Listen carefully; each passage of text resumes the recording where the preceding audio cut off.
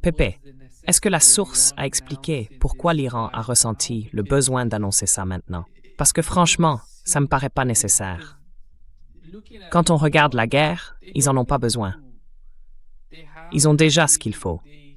Ils ont, d'une certaine manière, vaincu les États-Unis avec des armes conventionnelles. Ils contrôlent le détroit d'Ormuz. Alors pourquoi cette annonce? Je parle du contexte des discussions entre les deux présidents, de ce qui a poussé l'Iran à devoir en parler.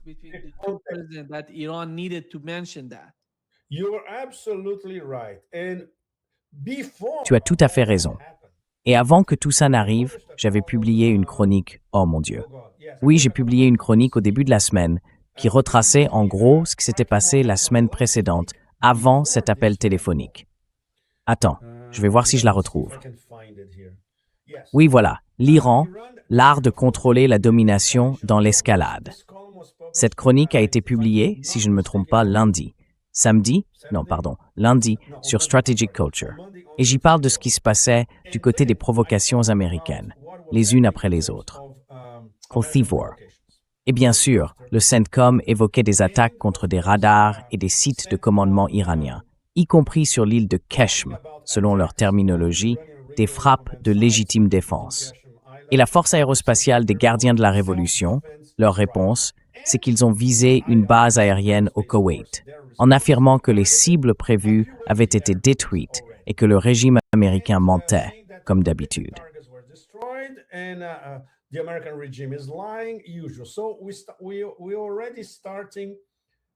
On est déjà en train d'entrer dans un cycle d'escalade très dangereux. Voilà ce qui se passait la semaine dernière, avant qu'on ait cet appel téléphonique. Ce que la source n'a pas précisé, c'est qui a appelé qui. Par exemple, on ne sait pas si c'est Sharif qui a appelé Pozeshkin ou l'inverse. Mais ils nous ont donné, en gros, le cœur du sujet pendant les 105 minutes d'une très longue conversation.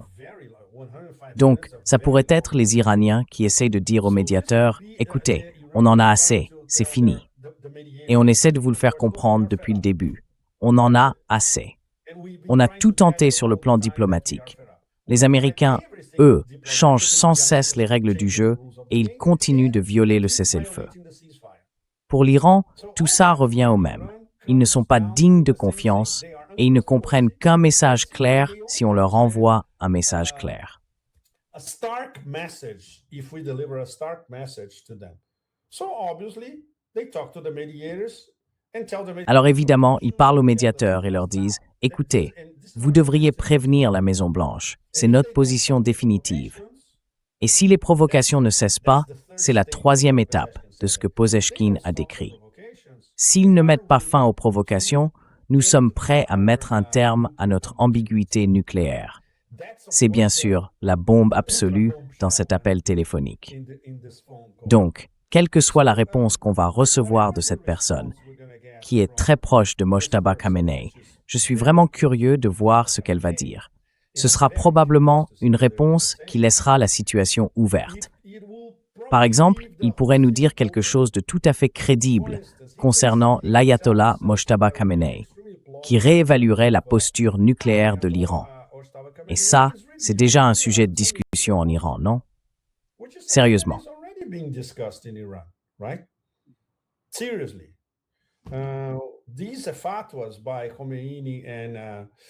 Ces fatwas de Khomeini et du père de Khamenei devraient être adaptés à une nouvelle situation où l'Iran est sous une menace existentielle.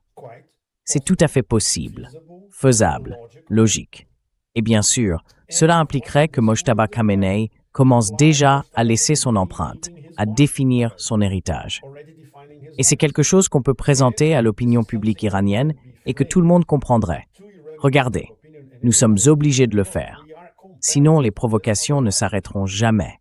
Sinon, on va entrer dans un cycle sans fin, toxique, de provocations américaines, de fausses attaques destinées à nous pousser à réagir. Ensuite, on nous reproche notre réaction et il y a de nouvelles attaques américaines. Et cette spirale continue sans jamais s'arrêter.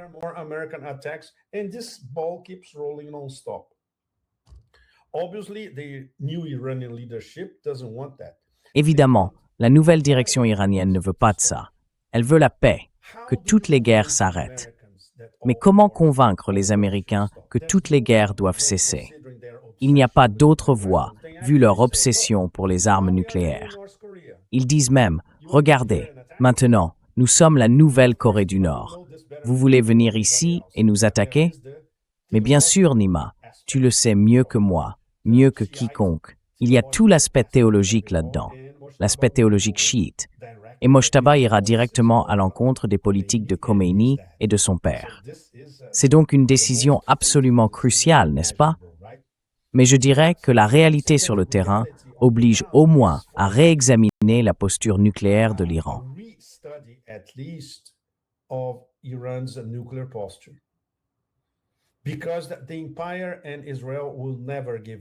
Parce que l'Empire et Israël n'abandonneront jamais Nima.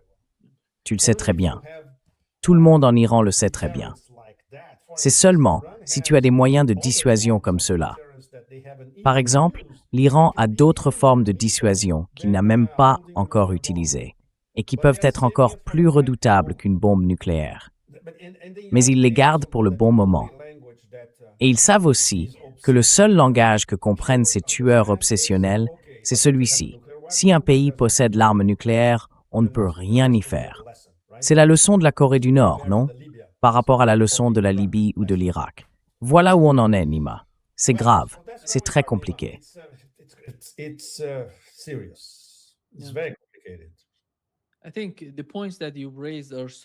Je pense que les points que vous avez soulevés sont vraiment essentiels.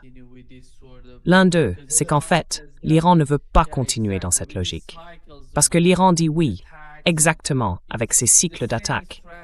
C'est la même stratégie qu'on a vue à Gaza, qu'on a vue au Liban, une guerre sans fin.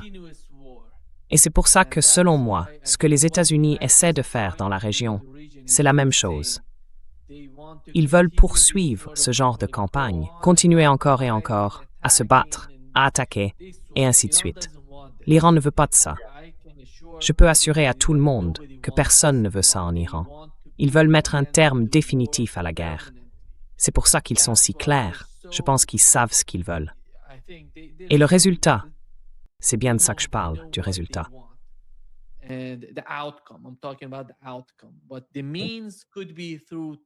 Mais les moyens peuvent passer par des discussions, des négociations, des messages, ou par la guerre. Et pour l'instant en Iran, personne n'y croit vraiment. Personne, je parle des décideurs, ne pense qu'ils peuvent tout obtenir par la négociation. C'est pour ça que vous entendez le président du Parlement iranien dire que tout sera décidé sur le champ de bataille, puis seulement mis sur le papier. C'est la première fois qu'on entend le président du Parlement iranien parler de cette façon. Il a dit « Qui gagne la guerre?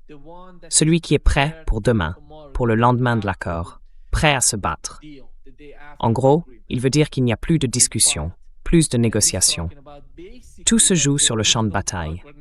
Et c'est ce champ de bataille qui décidera de l'avenir du conflit, de la situation entre l'Iran et les États-Unis.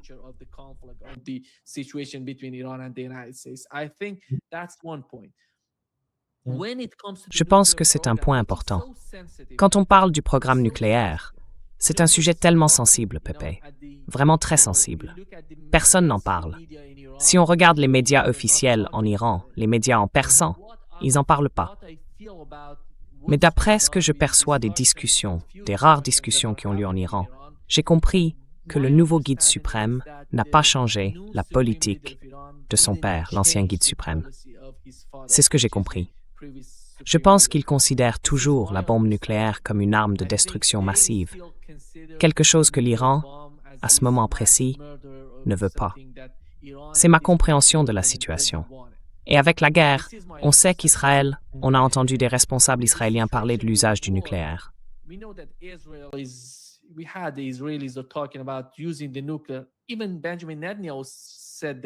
Même Benjamin Netanyahou a parlé de la solution finale pour l'Iran.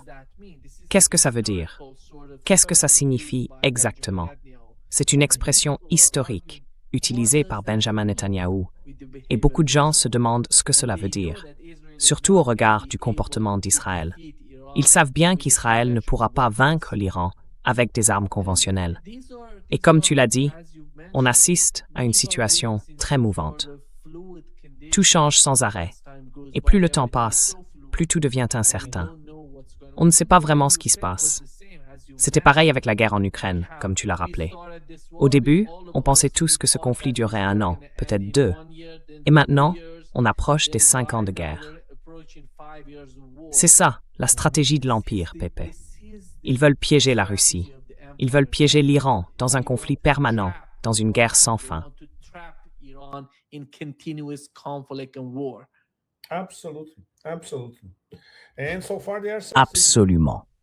Absolument. Et jusqu'à présent, ils réussissent.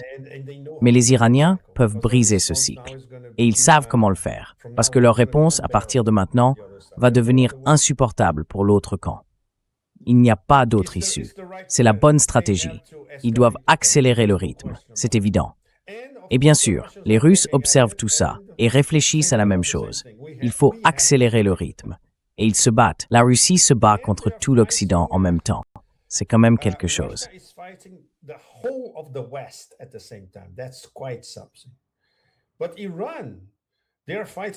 Mais l'Iran, lui, il affronte tout ce que l'Empire a lancé contre lui et contre Israël en même temps.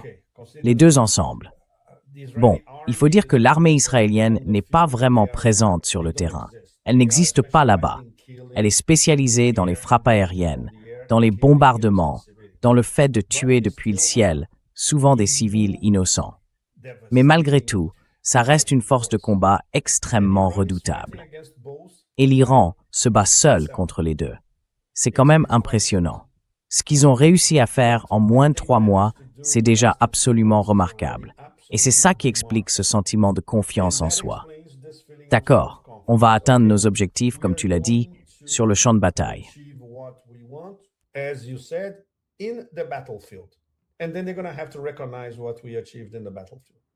Et ensuite, ils vont devoir reconnaître ce que nous avons accompli sur le champ de bataille.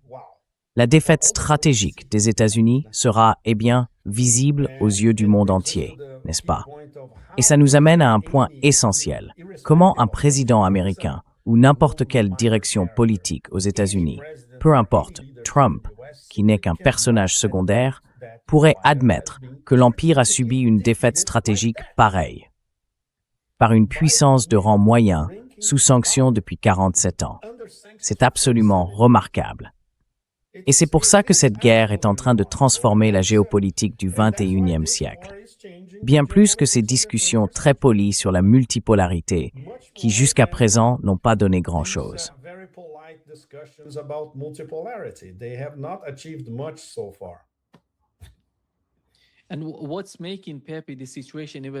Et ce qui aggrave encore la situation, Pepe, c'est le cas du Liban et d'Israël.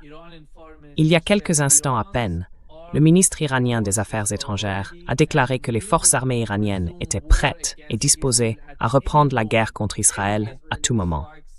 Si Israël frappe Beyrouth, l'Iran répliquera. Ce n'est pas une question de savoir si l'Iran répondra ou non. L'Iran répondra à Israël s'ils attaquent Beyrouth.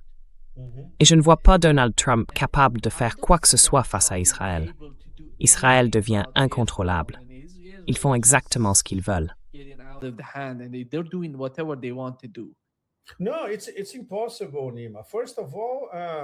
Non, c'est impossible, Nima. D'abord, ils s'en fichent complètement.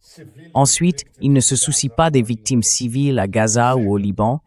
Et puis, ils cherchent une porte de sortie, parce qu'il a fini par comprendre, à sa manière pas du tout stratégique, qu'il s'est planté, mais alors complètement. Et personne ne viendra le sauver de sa propre décision. Il a été trompé par le chef de cette secte mortifère là-bas. Bien sûr que oui. On lui a vendu une guerre éclair, censée durer un week-end. Et maintenant, il est embourbé, sans issue, à moins d'admettre qu'il a subi une défaite stratégique. Et ça, du point de vue impérial, quand un empire en arrive là, c'est fini. C'est la fin de l'empire. Alors, quelle est l'issue la plus plausible? Ce qu'on a maintenant, c'est ni la guerre, ni la paix.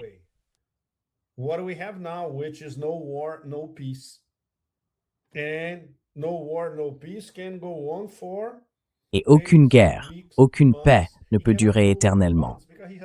Des jours, des semaines, des mois. Il ne peut pas tenir des mois parce qu'il a une élection. D'ailleurs, il a déjà perdu les élections de mi-mandat et il va devenir un président affaibli. Il va devoir vivre avec ça. Et probablement, certains vont lui tomber dessus pour le destituer, s'en prendre à sa famille, à ses proches, et ainsi de suite. Il sent bien ce qu'il attend. Et bien sûr, comment pourrait-il obtenir un accord, disons-le comme ça, qu'il puisse présenter comme une victoire à la fois chez lui et à l'international? Impossible. Les Iraniens ne le laisseront jamais faire. Et c'est ça le plus ironique. Qui détient les cartes? Téhéran. Qui contrôle l'escalade ou la désescalade possible? Téhéran. Qui décide quand la guerre prendra vraiment fin? Téhéran. Voilà. Oui. There you go. Yeah. Let me read the breaking news here, Pepe. Laisse-moi te lire la dernière info, Pep. Oui. Voici ce que l'Iran vient d'annoncer. La marine iranienne affirme avoir visé un navire de guerre américain dans la mer d'Oman il y a quelques heures. Et ils ont publié ces images ici, Pep. Ils ont publié les images parce que le CENTCOM disait que ce n'était pas vrai. Ah, donc maintenant, on a les images. So now we have footage. They released the video that they targeted the American warship in the Sea of Oman, and they have released that to confirm what's going on. I think there are many things, there are many targets that were hit by Iranian missiles and drones in Kuwait, in Bahrain, Rain, exactly. UAE, I would say that we are not aware of because they have full aware. censorship in these countries. And of course, Et bien sûr, des navires de la marine américaine quelque part dans la mer d'Oman. Aucune question là-dessus. Absolument. Oui, j'essaie de le retrouver ici. Oui, voilà. Donc on revient à la provocation, à l'escalade et à la riposte. Et la riposte iranienne, à partir de maintenant, va être beaucoup plus dure. Et quand ils disent ça, ils le font. Ce n'est pas une menace en l'air. And when they say that, they follow it. It's not an empty threat. Pepe, the other point, the other dimension before Pépé, l'autre point, l'autre dimension, avant de conclure cette session, c'est, je pense, ce qui se passe entre l'Iran et la Chine. On sait à quel point la relation entre l'Iran et la Russie est profonde. Mais avec le temps, c'est en train de devenir pareil entre l'Iran et la Chine. Et comme Ghalibaf, le président du Parlement iranien, est chargé des négociations et de cette nouvelle coopération entre l'Iran et la Chine, leur relation se renforce de plus en plus. They are deepening the strategic partnership. Absolutely. Yeah. Ils renforcent leur partenariat stratégique. Absolument. Oui, c'est extrêmement important parce que c'est sans doute, je ne dirais pas le plus compétent, mais le mieux préparé de cette nouvelle équipe au pouvoir. Et c'est pas un hasard si on lui a confié cette mission, un poste stratégique d'ailleurs, celui de coordinateur du partenariat stratégique avec la Chine. Et dans le cadre plus large de cet alignement entre la Chine, le Pakistan et l'Iran, il s'agit de trouver une forme d'entente face à un empire qui semble hors de contrôle. Bien sûr, les Chinois savent très bien que cette guerre les vise aussi. Ils sont la principale cible des Américains. Ils savent tout ça. Tu montres, j'ai vu que tu montrais encore le missile. Is this you're showing? I thought it was showing the missile again. Non, c'est l'article paru aujourd'hui dans The Cradle. Sur The Cradle, oui. On the cradle, yeah. Principal strategic partner. There's no Principal est un partenaire stratégique, ça ne fait aucun doute. Le partenaire stratégique numéro 1 de l'Iran, c'est la Chine, pas la Russie, la Chine. Là-dessus, il n'y a aucun débat. Et d'après notre source, c'est ce que Dar, le ministre des Affaires étrangères du Pakistan, a expliqué à Rubio. Regardez, les Chinois aident en réalité l'Iran avec du matériel militaire de haute technologie. Et il n'y a rien que vous puissiez faire, ni nous non plus. Ça fait partie de leur partenariat stratégique. Il ne faut pas s'attendre à ce que les Chinois l'annoncent ou le reconnaissent officiellement. Ce n'est pas comme ça que ça fonctionne en Chine. Tout se fait de manière très discrète, en passant toujours par des pays tiers. Comme ça, la Chine garde toujours une dénégation plausible.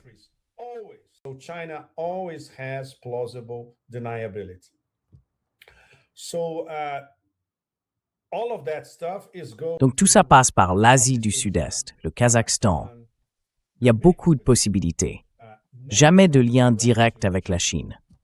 Et dans les discussions avec des chercheurs chinois, par exemple, ils prêtent beaucoup d'attention, Nima, ils prêtent vraiment beaucoup d'attention à l'Iran. Quand on regarde les meilleurs articles d'analyse dans certains médias chinois non contrôlés par Pékin, la plupart sont liés à l'Iran et ils parlent très rarement de l'Ukraine. Parce qu'en ce moment, ils se concentrent surtout sur l'Union européenne et sur cette nouvelle absurdité, au-delà de tout ce qu'on peut imaginer venant de l'UMR, ils veulent criminaliser la surproduction chinoise. Comment peut-on être aussi stupide? How can you be so stupid? The Europeans are incapable of producing stuff that are. Les Européens sont incapables de produire des choses que les autres ont envie d'acheter, alors que les Chinois, eux, fabriquent des produits que le monde entier veut acheter. Et maintenant, les Européens vont les criminaliser. C'est d'une stupidité sans nom. Évidemment, les médias chinois parlent beaucoup de ça. Ils évoquent à peine la guerre en Ukraine. Mais l'Iran, ah oui, ça, ils en parlent. Et leur analyse est vraiment très pertinente. Ils reconnaissent qu'en Asie de l'Ouest, l'Iran est un partenaire stratégique essentiel pour la Chine. Même si, bien sûr, ils entretiennent de bonnes relations avec presque tout le monde. À la manière chinoise, n'est-ce pas? Ils font des affaires avec tout le monde. Mais quand il s'agit d'un ancrage stratégique précis dans une Asie de l'Ouest post-américaine, les Chinois misent tout sur l'Iran, sans aucun doute. Everything on Iran, no question.